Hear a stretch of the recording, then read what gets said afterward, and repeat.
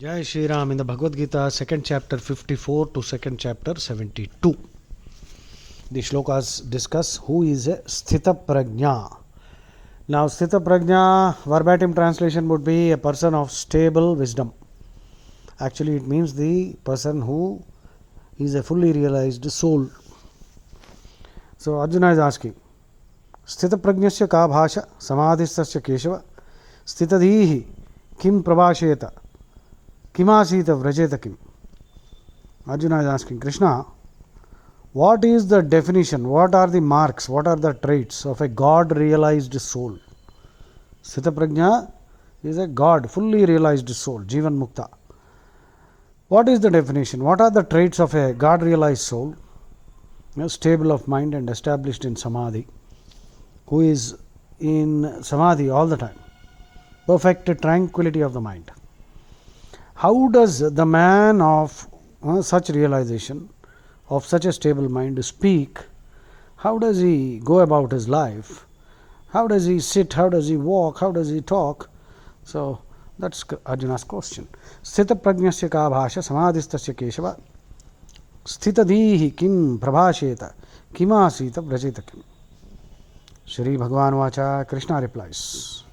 Krishna says, O Arjuna, when one has resisted and in fact thoroughly dismissed all the hankerings of the mind and is satisfied in his own self through the joy of his own self, Atmaram, then he is called a Stithapragnya. Prajahati yada kaman sarvan partha manogatan atmanyev atmana tushtaha Stithaprajnasya tadochyate. So one who is ever in a state of bliss, he does not need anything external to make him happy. He is ever happy. See, there is nothing, happiness is not beyond us or outside of us. It's a simple idea. If happiness is outside of us, then if you take one rasgulla, let us say you get 10 units of happiness. Second one 20, third one 30, fourth one 35, fifth one 25, sixth one 10, seventh one 5, eighth one minus 10. The ninth one if you take, you will vomit. Honestly, if honesty or if happiness had been residing outside us, the next piece of cake or chocolate or rasgulla or gulab jamun should go on actually increasing our happiness. But the law of diminishing returns begins to operate, which means this happiness is only for a short while, and that too only if it is consumed in a limited quantity. But the craving to have more will backfire, and the law of diminishing returns will start operating. So which means, is happiness there in that rasgulla? Is happiness there in that gulab jamun? I love gulab jamun. In fact, I love all sweets. But now I have slight diabetes, so I cannot. I have to be careful. So if happiness is in that gulab jamun, then second gulab jamun, third gulab jamun, it should actually go on adding, right? Isn't it? If you take 10 rupees, add 10 rupees, add 10 rupees, it goes on 30, 40, and the money goes on increasing, but happiness is not. So it proves that there is no happiness in the gulab jamun. Where the hell is this happiness now? So we are ourselves reservoirs of happiness. How you arrive at this conclusion, now it is up to you. One thing is clear, there is no happiness outside of us. Happiness is not outside us, it has to be within. Because the logic is, if it had been outside, then more should actually make you more happy. But at one point of time you become so cloyed, so blasé, so jaded, and it will actually boomerang. Alcoholics also, they realize, no, in alcoholism people start drinking casually. Eventually, initially 2 pegs is sufficient to get this fellow to feel high. But after some time 4 pegs is still not sufficient. After some time half a bottle, full bottle, nothing, that fellow is not getting high. So tolerance increases and he has to take more, and that destroys his body and his mind, everything. He is finished. That's why alcohol is a primary, progressive and terminal disease, and running after sense pleasures is also like that. Running after craving sense pleasures is similar to alcoholism or any drug addiction. The more ghee you pour into the fuel, the more fuel that you pour into the fire, the bigger the blaze. The fire will not get extinguished when you pour petrol into that. Similarly, every time you satisfy a desire, the desire does not get extinguished, it becomes even more fiercer, bigger. It becomes a conflagration, a holocaust, and it will threaten to burn, destroy your whole life. Please understand this. So, happiness does not exist outside us. Yogarato va, bhogarato va, sangarato va, sanga vihinaha yasya brahmani ramate chittam nandati nandati nandatyeva bhaja govindam. So, Shankaracharya also said, Yogarato va, bhogarato va, sangarato va, sanga vihinaha yasya brahmani ramate chittam nandati nandati nandatyeva. None is more happy than this man who is ever happy, whether in company, whether all alone, whether in a yogic state or a non-yogic state, so whatever be the situation, this individual is always immersed in joy, because we are all joy personified. Sachidananda Vigraha, Ananda Vigraha. Krishna is Sachidananda Vigraha. We have become Nirananda Vigraha because we have forgotten our original nature. So anyway, Prajahati yada kaman sarvan partha manogatan atmanyev atmana tushta tasya atmanyev atmana tushta Stithapragnya tadochyate. That's what Krishna said. So next, so the opening shloka of Krishna was Prajahati yada kaman sarvan partha manogatan atmanyev atmana tushtaha Stithapragnya tadochyate. It is said that Gandhiji used to read these shlokas every day, 254 to 272. Anyway, next Krishna says Dukhesh vanudvignamanaha. Now Krishna is next saying, when one remains calm and unperturbed amid sorrows, and whose thirst for pleasures has altogether disappeared, no thirst for pleasure, no yen, no craving, no hankering, and who is totally free from passion, fear, anger, all arishad vargas, such a person is one who can be called a Stithapragnya, or one of stable mind. See, the English phrase is so weak. Stithapragnya is such a heavy word. Dukhesh vanudvignamanaha sukheshu vigatas pruhaha Vitaraga bhayakrodha stitadir muniruchyate. Next, that is 256. 257, Krishna says, he who is unattached to anything and he meets with good and evil, he neither rejoices nor recoils from anything, such a person is a Stithapragnya. So, Yas sarvatra nabhisneha tattat prapya shubhashubham. Shubhashubham. Yas sarvatra nabhisneha tattat prapya shubhashubham na abhinandati na dveshti tasya prajna pratishtita. Next, 258. Krishna says, who, when like a tortoise which draws its limbs from all directions, he withdraws his senses from the sense objects. Such a person is a Stithapragnya. Yada samharate chayam kurmongani va sarvashaha indriyani indriyarthebhyas tasya prajna pratishtita. Then, so like a tortoise, whenever there are temptations, simply like a tortoise, withdraw your senses, your mind, keep calm, stay inside, let the temptation pass, it will pass. Then you can come out again. What a simple analogy. Next, 259, Krishna says, sense objects turn away from this person who does not indulge in them. But the taste for them persists. And this relish, this taste, this savor, this also disappears in the case of a Stithapragnya when he has a darshan of me. Oh my God. You see, which means that any person anywhere can have a darshan of Sri Krishna. That is the Supreme. Once you have a darshan of Supreme, then this trace, TRAC, this trace is also lost. But up till that time, the trace retains itself, it remains. So it's very difficult. Vishaya vinivartante niraharasya dehina. Even if you starve yourself of all these pleasures and totally stay away from them, the trace and the taste and that, the trace will remain. Like, for example, honestly, I'm telling you, I've been a chef. I started working in 1984 when I was barely 21 as a chef. I used to work in the kitchens, India Tourism Development Corporation. I can make tandoor, Indian chicken, all many types of cuisines I have learnt. So I used to eat all also.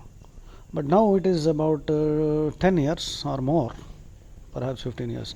I've given up eating meat. Though I was born a Brahmin, I got into this because I got into the wrong profession. Or maybe, that was will of Krishna, I got into the right profession. Finally, I am in the teaching profession for the last so many years now. So, even now, after having given up eating meat for 15 years, or after having given up drinking alcohol, I used to drink because in the hotel industry it's common, and we used to drink quite a lot actually. So I've given it up completely. About more than 15 years have passed now, or maybe 10 to 15 years. But even now, sometimes, there might be a situation where a powerful wave of temptation might lure me. So I'm wary and vigilant. I know that possibility is always there. This possibility will remain. That's what Krishna is saying. This too will go away after we have a darshan of Sri Krishna. Okay, I think you have understood this shloka now. So let me read that.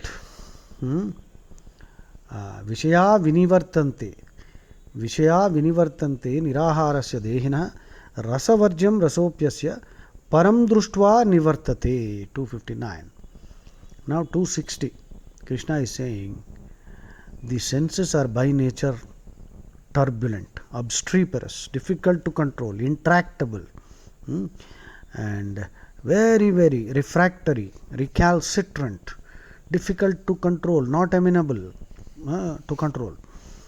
And these senses, even of a wise man, even of such a wise man who is practicing self-control, these senses will forcibly carry away his mind. Yatato hyapi kaunteya purushasya vipaschitah indriyani pramadhini haranti prasabham manaha. So the mind can be carried away by these senses. So you got to be very vigilant. Then 261. 261, what is Krishna saying? Therefore, having controlled them all and collecting your mind, you should sit in dhyana, devoting your heart and soul to me. For he whose senses are mastered, he is a Stithapragnya. Tani sarvani samyamya yukta asita matparah vashehi yasyendriyani tasya prajna pratishtita. 262, Krishna is saying, the man who dwells on sense objects develops an attachment for them. You see, this attachment will naturally occur because you are thinking of that all the time. And you see the advertisements, TV programs, the movies, and all of them are aimed at ensuring that your attachment remains. They want to make sure that you are forever addicted to the sense pleasures. So be careful. So this is a tug of war between Krishna and the Bollywood, Kachada wood, Urdu wood, these rascals. We have created a raunch culture. So the environment is fully vitiated. They are trying to ensure that you remain addicted. Krishna wants you to understand that you should detach. That doesn't mean you should not enjoy. You should enjoy in a regulated manner, Baba. Don't run away from anything. Okay. So, what is this? 262. 262, the shloka is Dhyayate Vishayan Punsaha Sangasteshu Upajayate Sangat Sanjayate Kamaha Kamat Krodho Vijayate Krodhat Bhavati Sammoha Sammoha Smruti Vibhramaha Smruti Bramsha Buddhinasho Buddhinashat Pranashyati. So, what will happen? The man who dwells on sense objects develops attachment, and when attachment develops, there is great desire, and when this desire is not fulfilled, anger follows, and from anger your brain is completely finished, confused, you will be hijacked mentally and emotionally hijacked, and from this state of delusional state, you will lose your memory of being a jivatma. That is your original state. You will forget that. And from this loss of understanding of one's own nature, essential nature as a jivatma, as a spark of divinity, because of lack of remembrance of this truth, then there is total loss of reason, and from loss of rationality and loss of capacity to think clearly, one goes to complete ruin, will be destroyed completely. So this is how a man degenerates. The whole society is degenerating. Ragadvesha viyuktaistu vishayan indriyaischran atmavashair vidheyatma prasadam adhigacchati. 264. What is Krishna saying? But the self-controlled sadhaka, while enjoying the various sense objects through his senses, which are disciplined and free from ragadvesha, attains calmness of the mind. So see, Krishna is not saying that you must completely avoid. Extremes are always dangerous. Ragadvesha viyuktaistu vishayan indriyais charan atmavashair vidheyatma prasadam adhigacchati. So Krishna is directly telling you, if be self-controlled while enjoying the various sense objects through the senses, be self-controlled. Your senses should be disciplined, under your control, and you should be free from this ragadvesha. Don't run towards something, don't run away from anything. Enjoy what comes naturally. That's artha kama is essential for life, for the maintenance. Next, then what does Krishna say? Next, prasadhe sarva dukkhanam. That is the 65th, 265. 265 Krishna is saying, with the attainment of such calmness and placidity, phlegmatic nature, calm, placidity of mind, all sorrows come to an end, and the intellect of such a person of tranquil mind soon withdraws itself from all sides and becomes firmly established in me. See, wonderful, isn't it? So it's a gradual process. Nothing is achieved overnight. Everything is achieved in degrees, by degrees. By degrees does not mean you get BA, MA, PhD. No. Gradually. धीरे धीरे रे मना, धीरे सब कुछ होए, माली सींचे सौ गड़ा, ऋतु आए फल होए. So now what is Krishna saying? Prasade sarva dukkhanam hanirasyopajaite prasanna chetaso hyashu buddhi paryavatishtate. Then 66 Krishna is saying, he who has not controlled his mind and senses can have no clarity in thinking or reason. Such a person, such an undisciplined person, how can such an undisciplined person think of me? The unthinking, undisciplined person can have no peace of mind, nor does he have the capacity to do dhyana. And how can there be happiness for such a one who lacks peace of mind? If there is no peace of mind, how can there be happiness? So 266. Nasti buddhir ayuktasya nachayuktasya bhavana nacha bhavayata shanti ashantasya kuta sukham. How can you be happy if you have no peace of mind? Nasti buddhir ayuktasya. If you are not yoked, yukta, if you are not in Krishna consciousness, then you will lose your capacity for clear thinking. Nacha yuktasya bhavana. One who has no clear thinking, one who is not yoked to Krishna Tattva, Vedanta, if you are not yoked to Krishna, if you are not anchored in Krishna consciousness, then you have no capacity for bhavana. That means meditation, dhyana. You cannot concentrate on anything. Nacha bhava yata shanti. When you have no commitment, no dedication, no dhana, no meditation, no capacity for meditation, and also no capacity for clear thinking, There will be no peace of mind. And if there is no peace of mind, how can you be happy? Because happiness is possible only when there is peace of mind. So next, 267. What is Krishna saying?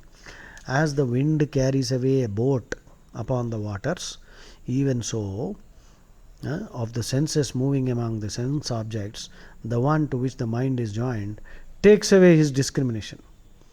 So, a wind can carry away a boat upon the waters. Similarly, senses can hijack your mind completely, and you will lose all your sense of discrimination. Vishwamitra fell, he ran after Menaka. So, there are innumerable examples. Kshurasya dhara nishita duratyaya. It's a walk on the edge of a razor. So, be very, very, very, very, very careful, Baba. Krishna's Maya is duratyaya. Mameva ye prapadyante maya metam tarantite. Daivi shesha gunamayi mama maya duratyaya. Mameva ye prapadyante maya metam tarantite. Only those who, because Krishna will plow your mind, process your mind. Only Krishna can subdue these senses. That's why he is called Rishikesha, master of all senses. Then, what does Krishna say next? 67 aipayinda, 67. As the wind, that is over. 68. Therefore, Arjuna, he whose senses are completely restrained from their objects is said to be a Stithapragnya. So 68. Tasmad yasya mahabaho nigruhitani sarvashaha indriyan indriyartebhya tasya prajna pratishtitha. 69. That which is night to all beings is the state of divine knowledge and day and supreme bliss for the Stithapragnya, for the God realized yogi. That which is night to all beings in that state, the God realized yogi keeps awake, and that in which all beings keep awake is night to the Stithapragnya, which means people are awake to the world but dead to spirituality, and a yogi is awake to bliss and spirituality, awake to Krishna Tattva, and he is dead to this world. So that's the meaning of this. Yanisha sarva bhutanam tasyam jagrati samyami yasyam jagrati bhutani sanisha pasyato mune. So, what people consider as day, the yogi considers it as night, and vice versa. What people consider as day, the world is day. They are always awake and busy trying to get extra profit and enjoy a little more. Let's enjoy more, but eventually they are suffering. So to this world of senses, the yogi is dead, or he is asleep sort of, and he is awake to a higher reality. What people consider as night, people consider Vedanta, study of Bhagavad Gita, understanding Krishna Tattva, Vedanta as night. So they are asleep to that. They are asleep to that higher knowledge, whereas a yogi is ever awake to that. That's the meaning. Then 270. Krishna says, as the waters of different rivers enter the ocean, which though full on all sides remains undisturbed, similarly, he in whom all enjoyments merge themselves attains peace. Not he who hankers after such enjoyments. Apuryamana machala pratishtam samudramapah pravishanti yadvat tadvat kamayam pravishanti sarve sashanti mapnoti nakamakami. So, like an ocean into which several rivers empty itself, but the ocean remains calm. So, let all desires come in, but don't get disturbed. So that's what he said. That's what Krishna said. So, in whom all enjoyments merge, he is calm, he is not disturbed. Like the tortoise, he can withdraw also if necessary, if there is a risk. And 71. He who has given up all desires and moves free from attachment, egoism, he is free from attachment, egoism, and thirst for enjoyment, he attains Shanti, peace. Vihaya kaman yas sarvan pumamscharati nispruhaha nirmamo nirahankaraha sachantim adhigacchati. And finally 272. Krishna is saying, Arjuna, such is the state of a Stithapragnya, which is a God realized soul, Jivan Mukta. Having reached this state, he overcomes all delusion and established in this state, even at the last moment of his life, he attains Brahmic bliss, which means the joy of dancing with Krishna. Esha Brahmi Sthiti Partha Nainam Prapya Vimuhyati Sthitvasyam Antakalepi Brahma Nirvanam Ruchati. So we finished this entire discussion 254 to 272. Arjuna asked, who is a Stithapragnya? That means a God realized soul. English is such a weak language, it cannot give you exact translations, so that is the best we can do. 254 to 272, I think it is 18 shlokas. So this is a central concept in Bhagavad Gita. Jai Shri Ram.